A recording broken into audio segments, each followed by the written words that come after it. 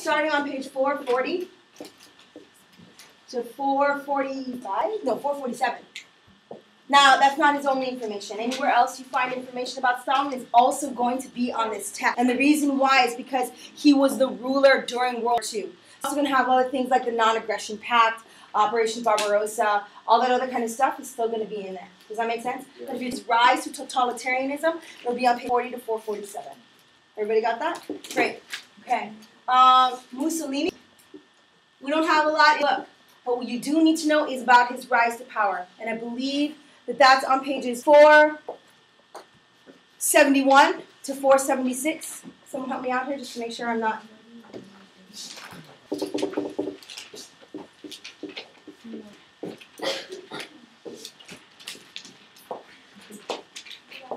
No, that's all about you.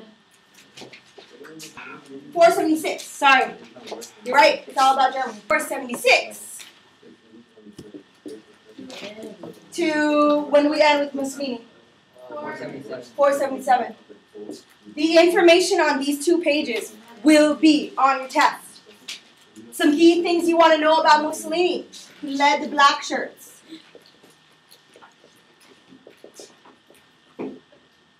He made agreements. He made like political alliances.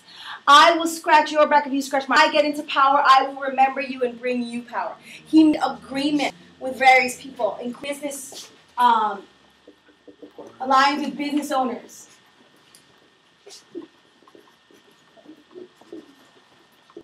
And he also made alliances with the church. So, based on the fact that he is for business owners, who would he be against? Don't love their business owners.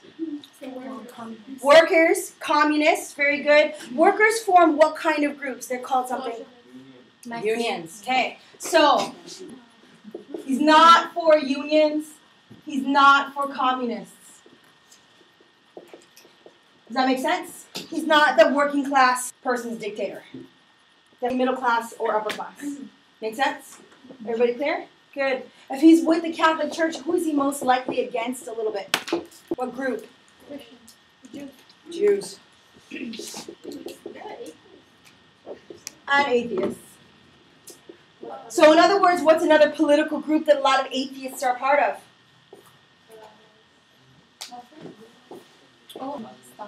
Yeah, communists. Stalin was very much, there is no religion. Got it? Everybody clear? Okay. Another thing you want to know, the March on Rome. To show his power, to show the people who were in control in Italy how much the people, he marched, and he had like 1 million people following him. Everybody clear? Okay. And then he wanted to have a good ally, and who was his ally? Germany. Hitler. And this was there's a name for this alliance, and it's called the Rome-Berlin Axis, which later became, right now, yes, very good. First, you're going to go with the Rome-Berlin Axis, and it later became something else. Someone said it. No, before that. It became the Tripartite Pact when what country joined? Japan, which later became known as the Axis powers. Does that make sense? Are we clear?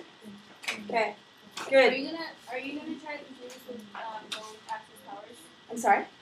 Are you gonna try to confuse this with like Central powers versus Axis powers? Like older Hey, I'm letting you know ahead of time. Know the difference between the two. You guys got it? Everybody clear? May I erase any of this? Okay. And then we have Hitler. Hitler. This is all Rise, right? Rise. Totalitarianism. This is what they got to, and then what they did from power. May I erase it now? Great.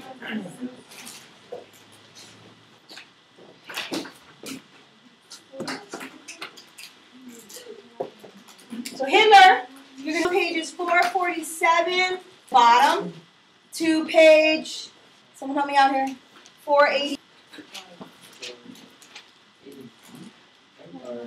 480. 480. Page 42. No, it's the rise. Just want to go with the rise here. Yeah. Okay, so Hitler rises to power. Now, when Hitler rises to power, he didn't start right up. He didn't succeed right away. Okay, he wanted to write about different ideas. So he becomes the leader of the Nazi Party somewhere in the 1921, 22, something like that. 1920s, leader of the Nazis. Arrested in 1923 when there was rebellion. It was called the something Putz. Munich Putz? Something like that. Yeah. Munich Putz? Are you? Okay, so 93. Whoops. Get it? Yeah. Yeah, Munich. Push. Spell it for me. P-U-S. P-U-C. P-U, what is it called? Oh, just says Munich?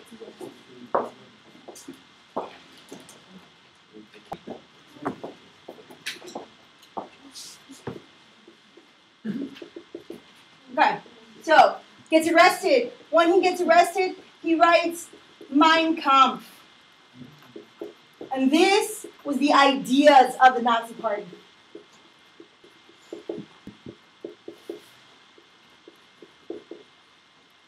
So with these ideas, he kind of said, okay, this is what the Nazis stand for. You guys got it? Marvelous, grand, great. Now, what actually gets power? What gets all of these people to power? They have promises, but why do they need to make promises? There is a, yes? What one thing? The repression? The one they lost? The great.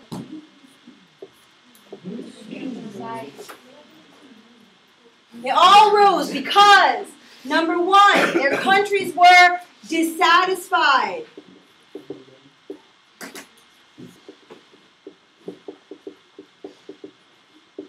With the end of World War I. Number two, the economic crises, there's many of them. The economic crises after World War I. ISES, that's multiple crises, lots of them. Okay.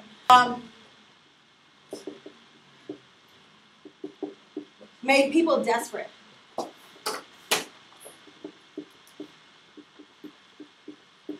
And that led to making great promises.